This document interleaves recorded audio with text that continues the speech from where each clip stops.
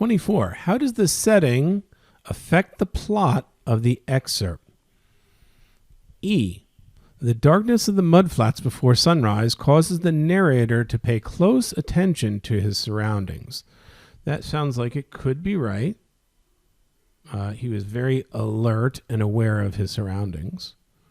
I want to go find the evidence for that, though. F, the rugged terrain of the mudflats did not have a rugged terrain, so I think we can eliminate that because it's not in the passage where it's false. G, the slow return of the tide along the mudflats forces the narrator to be patient during his journey. Well, yeah, he did describe how he had to move slowly or, be patient. There was risk.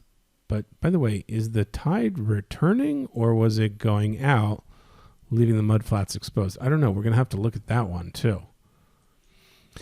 H, the barren appearance of the mudflats, that was true, creates a sense of mystery that unsettles the narrator. I mean, that sounds plausible, but I don't think that's the case, because if I recall describing that in between the transition from the nudibranchs to the octopus, he knew the mudflats appearance. So he wasn't unsettled or it wasn't a mystery. He says, I know what it looks like before dawn. But let's take a quick check of that, and then we'll check the other ideas. Was it the tide returning and he had to be patient? Or was the darkness forcing him to pay close attention?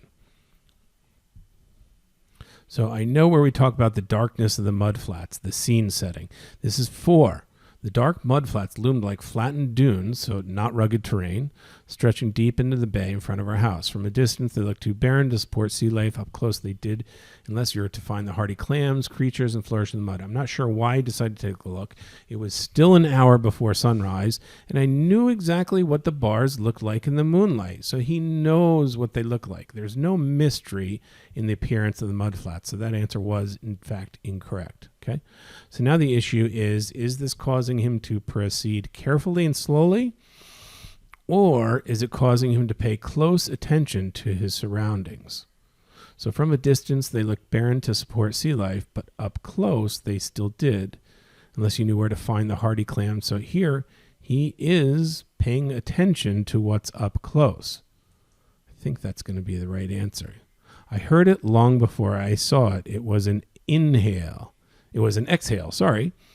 I instantly wondered if it was a whale. I waited, but there were no more sounds. Still, I went toward what I thought I'd heard. I knew the flats well enough I knew I could get stuck. The general rule was you didn't venture out past the shells with an incoming tide.